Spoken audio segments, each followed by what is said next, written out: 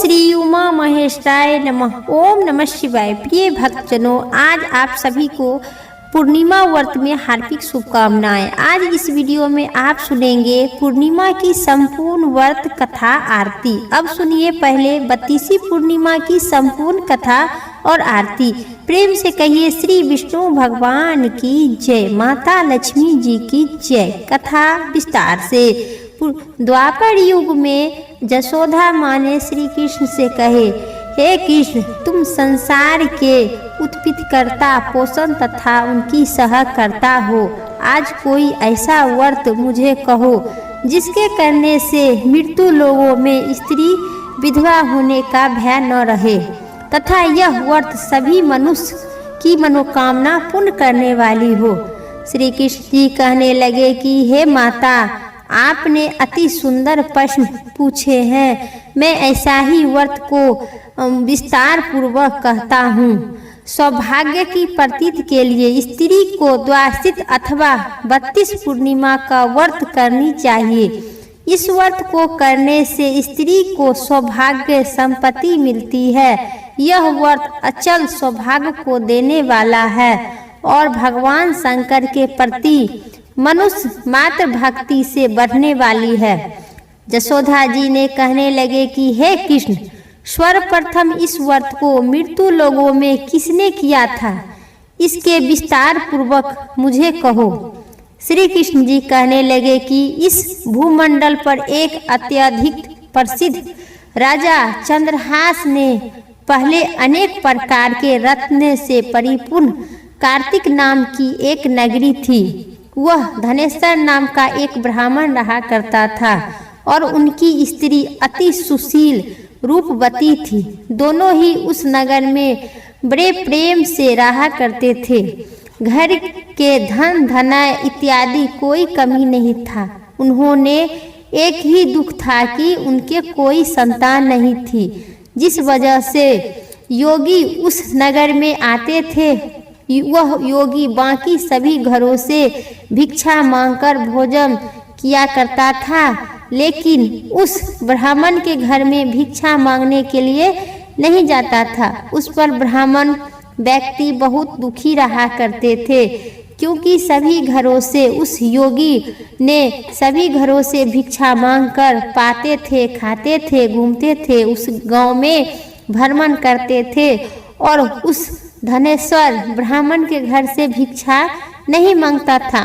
उसी बात पर उस ब्राह्मण ने योगी से प्रेम से पूछे, सभी घरों से आप भिक्षा लेते हैं और मेरे घर से क्यों नहीं भिक्षा लेते हैं?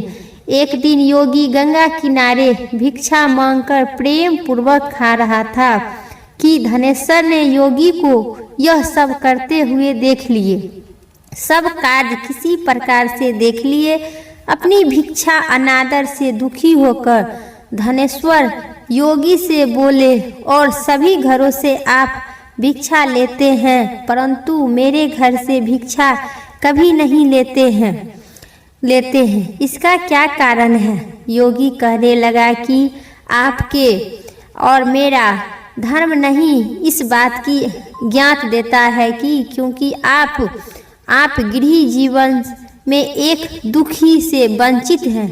आपके घर संतान न होने पर आपके घर से भिक्षा स्वीकार नहीं कर सकती हूँ, क्योंकि उन्होंने कहा कि जिस घर में संतान नहीं है उसके घर से भिक्षा लेने से मेरे प्रतीत हो जाएंगे और प्रतीत के भय है।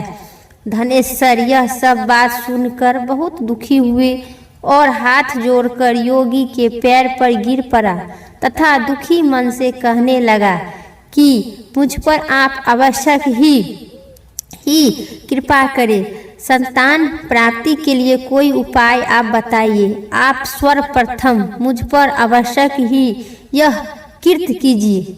धन की मेरे घर में कोई कमी नहीं है, लेकिन मैं संतान न होने के कारण मैं अत्यधिक दुखी हूँ। आप मेरे इस दुख का हनन कीजिए। यह सुनकर योगी ने कहने लगे कि तुम चंडिका माँ की आराधना करो। घर पहुंचकर उन्होंने यह सब सारी बात अपनी पत्नी को बताया और खुद वन में चला गया। वन में पहुंचकर उन्होंने चंडिका माँ की आराधना किया और उपवास भी किया। चंडिका माँ ने 16 दिन उनको सपने में दर्शन दिए और कहा कि धनेश्वर जा, तेरे पुत्र होगा, लेकिन उनकी आयु सिर्फ 16 वर्ष तक ही होगी। 16 वर्ष की आयु के होने के बाद वह पुत्र तुम्हारा मृत्यु हो जाएगा। अगर तुम दोनों स्त्री पुरुष 32 पूर्णिमा का व्रत करो तो यह पुत्र दीर्घायु हो जाएगा। यह धनेश्वर सुनकर कुछ तो मन में उनका बहुत दुखी हुआ। फिर भी दुखी होने के कारण फिर माँ चंडिका माँ अम्बे को यह वचन स्वीकार कर वह अपने घर आ गया और इसी सभी बात अपने स्त्री एवं पत्नी को बताया। चंडिका माँ हमें 15 दिन से दर्शन देते हैं, लेकिन दर्शन में एक ही बात कहते हैं, तुम्हारा पुत्र 16 वर्ष की आयु में मृत्यु गति के प्राप्त होगा। मैं क्या करूं, कहाँ जाऊं? फिर दोनों धनेश्वर ब्राह्मण और उनकी पत्नी, जितनी तुम्हारा समर्थ हो उतना करना, फिर जलाकर और समर्थ करना, शिव जी की पूजा करना, लेकिन 32 पूर्णिमा होना चाहिए। सुबह होती ही तुम्हें इस स्थान के पास एक आम के पेड़ दिखाई देगा। उस पर चढ़कर एक फल तोड़कर अपने घर ले जाना। अपनी स्त्री को इसके बारे में बताना और अपने घर स्त्री को सुबह सुबह स्नान होने के बाद वह स्वच्छ होकर शंकर भगवान का आराधना करे और उस फल के खा लेगी। तब शंकर भगवान की कृपा से उनकी गर्भ हो जाएगा। जब ब्राह्मण सुबह उठा तो उन्होंने उस स्थान पर गया, आम का पेड़ दिखाई दिया और वहाँ उन्होंने फल तोड़ने की बहुत प्रयास किया, लेकिन विफल हो गया, नहीं हुआ। वह पेड़ पर चढ़ नहीं पा रहा था। यह देखकर उस बड़ी ही चिंता हुई। उन्होंने भगवान गणेश जी की उपासना की और कहा कि हे दयानिधि, आपने भक्तों को विघ्नहर्ता, विघ्न को नाश करने वाले, मंगल कार्य को देने वाले, दुष्ट को नाश करने वाले, रिद्धि सिद्धि को देने वाले, आप मुझ पर इतना बल दे कि मैं अपनी मनोकामना पूर्ण कर सकूं। इसके बाद वह पेड़ से फल तोड़कर अपनी पत्नी के पास पहुंच गया। उनकी पत्नी ने अपने पति के कहने के अनुसार उस फल के खा ली और वह गर्भवती हो गई। देवी की कृपा से उसे बहुत सुंदर पुत्र पैदा हुआ।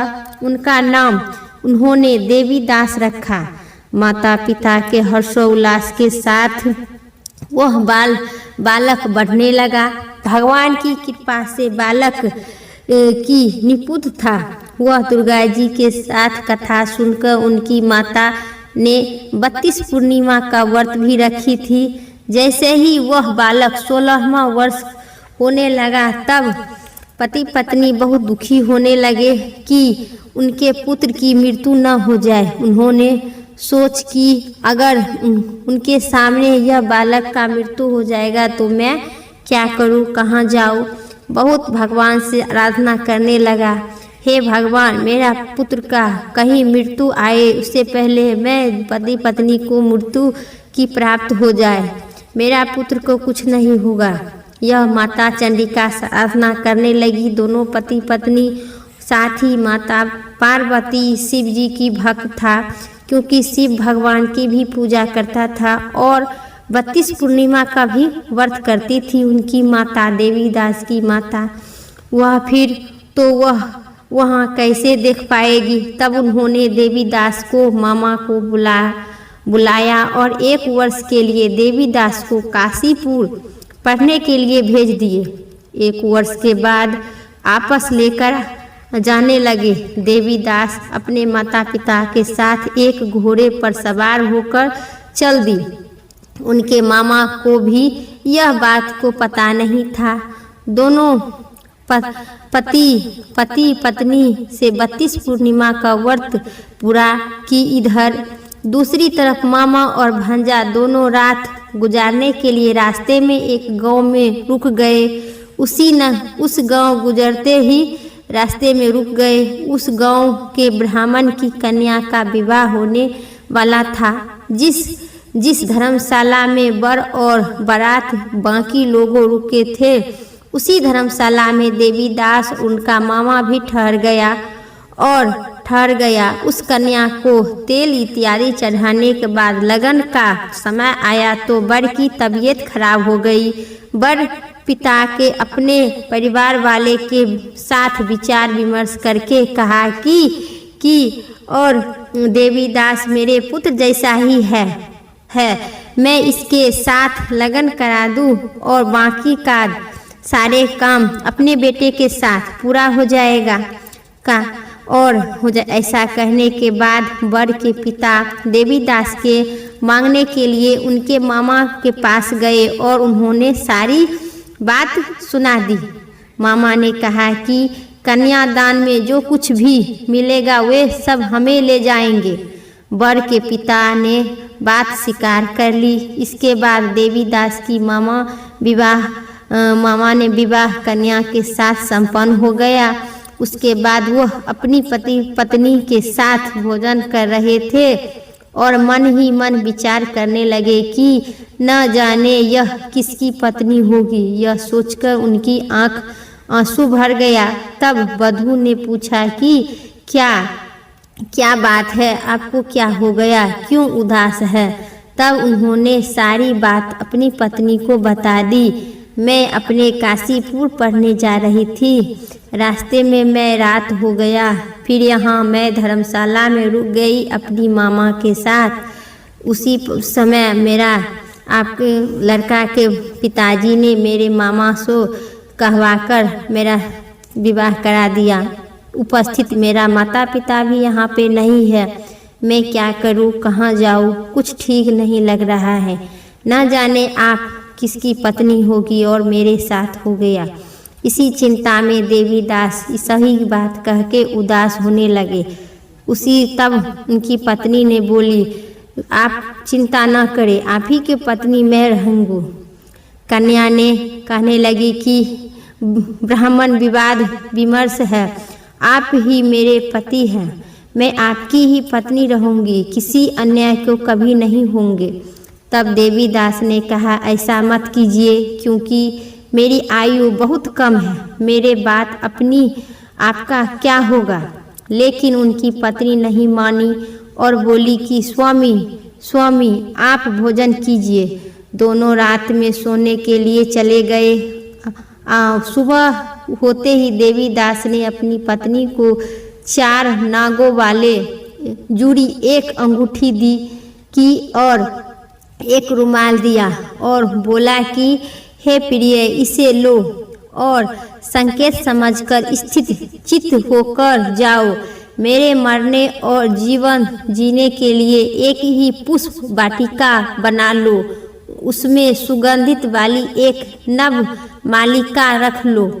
उनके प्रतिदिन जल से सींचना और आनंद के साथ खेलना कूदना और रहना। जिस समय और जिस दिन मेरा प्राण हो जाएगा, उसी दिन यह फूल सूख जाएगा।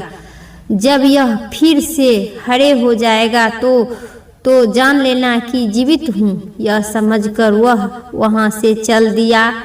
और चलने के बाद जब वह वर अपने बाकी बारात मंडप में लेकर आए तो वो पति वहाँ था जिसके साथ रात में वाद विवाद हुआ था। उसके बाद साथ मेरे विवाह नहीं हुआ है। अगर यह वही है तो बताइए कि मैंने इसके क्या कहे थे और ये भी क्या कहा था, मुझे इस आभूषण दिए थे, वो सब दिखाइए। कन्या की ये सारी बात सुनकर कहने लगा कि यह सब नहीं जानता हूँ।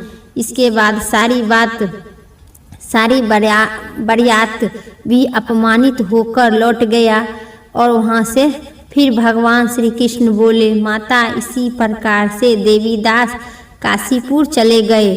कुछ समय जब बीत गया तो एक सपन में सांप उनकी डसने के लिए आ गया। फिर भी उस सांप डस नहीं पा रहा था, क्योंकि उनकी माता पिता इधर 32 पूर्णिमा का व्रत कर चुके थे।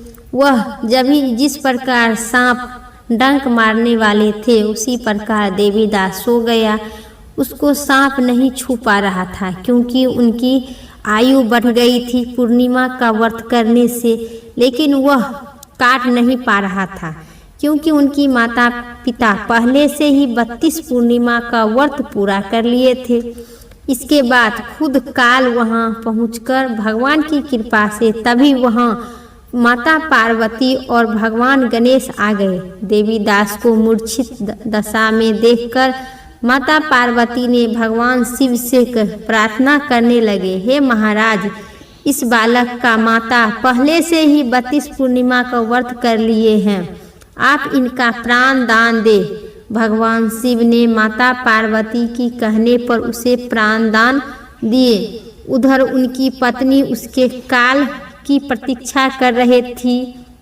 उनकी पत्नी ने जलाकर देखा कि पुष्प और पत्र दोनों ही है, तो उनका बहुत सी आश्चर्यचकित हुआ और जब समझ गए कि उनका पति जिंदा हो गई है, इसके बाद वह बहुत सी प्रसन्नता होकर अपने पिता से कहने लगे कि मेरे पति जीवित हो गए, उनके ढूंढ कर लाइए।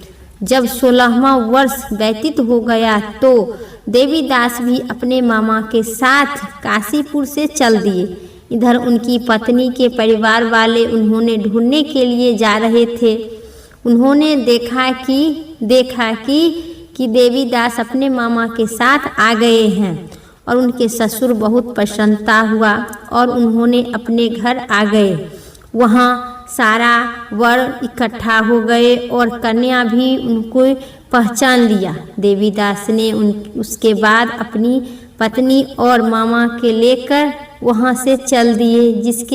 जिसके ससुर ने भी उन्होंने बहुत सा धान दहेज दिए। जब वहाँ अपने घर की तरफ चल दिए तब उनके मामा ने सोचा कि इसके माता पिता को सूचना दे आती हूँ, तो उसके माता पिता को कहने के लिए खबर भिजवा दीजिए, आपके पुत्र देवीदास अपनी स्त्री के साथ नगर पे आ रहे हैं। लेकिन उनकी माता पिता संदेह नहीं हुआ क्योंकि मेरा पुत्र कैसे अपनी पत्नी के साथ आ जाएगा, तनिक भी भरोसा और विश्वास नहीं हुआ। फिर उनकी मामा शपथ पूर्वक कहा कि आपके पुत्र अपनी स्त्री के साथ आ रहा है। फिर तुम्हारा पुत्र देवीदास अपनी पत्नी और मामा के साथ आ रहा है। ऐसा समाचार सुनकर पहले तो उन्होंने विश्वास नहीं हुआ, लेकिन जब देवीदास आया और उनके अपने माता पिता के पैर छुआ तो देवीदास के माता पिता ने उनका माथा चूमते हुए दोनों माता पिता सीने से लगा लिया। दोनों ने आने की खुशी में धनेश्वर ने बहुत सी दान दक्षिणा ब्राह्मणों को दी। श्री कृष्ण जी की कहने लगे कि आप इस तरह धनेश्वर को 32 पूर्णिमा का व्रत के प्रभाव से संतान प्राप्ति हुआ। जो स्त्री इस व्रत को करती है वह जन्म जन्मांतर तक विधवा होने के भय दुख नहीं भोगेगी और सतदैव सौभाग्यवती रहेगी। यह मेरा वचन है। यह सुनकर यह व्रत संतान देने वाली और सौभाग्य की वृद्धि देने वाली है और सभी मनोकामना पूर्ण करने वाली है। बोलिए भगवान श्री कृष्ण की जय, विष्णु भगवान की जय। अब सुनिए आरती विस्तार से। जय शिव ओमकारा स्वामी, जय शिव ओमकारा ब्रह्मा विष्णु सदा शिव अर्धांगी धारा। ओम जय शिव ओमकारा एकानंदी चतुरानंदी पंचानंदी राजे हो बाबा पंचानंदी राजे। हंसासनी गरुरासनी विशिबा हनी छाजे। ओम जय शिव ओमकारा दो भुजी चारी चतुरी भुजी दसी भुजी अति शोभे हो बाबा दसी भुजी अति शोभे त्रिभुवन रूपिणी रखिता त्रिभुवन जनि मोहे ओम जय शिव ओमकार अक्षिमाला वर्णिमाला मुंडीमाला धारी हो बाबा मुंडीमाला धारी त्रिपुरारी संकारी करिमाला धारी ओम जय शिव ओमकार श्वेतांबरी पीतांबर बाघंबरी अंगे हो बाबा बाघंबरी अंगे सैनिकाधिकी गरुराधिकी भूताधिकी संगे ओम जय शिव ओमकारा करिके मधि कमंडल चक्र त्रिशूली धरिता हो बाबा चक्र त्रिशूली धरिता जग करिता जग भरिता जग शास्त्री करिता ओम जय शिव ओमकारा ब्रह्मा विष्णु सदा शिव जानती अविवेका पर्णाक्षर में मध्य ये तीनों एका ओम जय शिव ओमकारा पर्वत शोभे पार्वती शंकर कैलासा भांग धतूरक भोजन भस्मे बासा ओम जय शिव ओमकारा जटा में गंगा बहत है गले मुंडी माला हो बाबा गले मुंडी माला से नाग लिपटत है ओढ़ती मृगी छाला ओम जय शिव ओमकारा हो बाबा जय शिव ओमकारा काशी में विराज विश्वनाथ नंदी ब्रह्मचारी नित्य उठी दर्शन पर्वत महिमा अति भारी ओम जय शिव ओमकारा त्रिभुवन स्वामी जी की आरती जो कोई नैरी गावे हो बाबा जो कोई नैरी गावे कहती शिवानंद स्वामी मन वांछित फल पावे ओम जय शिव ओमकारा स्वामी ओम जय शिव ओमकारा भोले बाबा माता पार्वती की जय ओम नमः शिवाय विष्णु भगवान की जय। मेरा 32 पूर्णिमा की संपूर्ण कथा आरती समाप्त हुई। उम्मीद करते हैं आप सभी को इस कथा पसंद आई होगी। चैनल पर नए हैं तो पक्का लाइक करके सब्सक्राइब करें और कमेंट बॉक्स में ओम नमः शिवाय हर हर महादेव जरूर लिखिए। फिर इसी प्रकार के इसी चैनल पर इसी टाइप के वीडियो लेके आते हैं। तब तक के लिए हर हर महादेव जय श्री राम।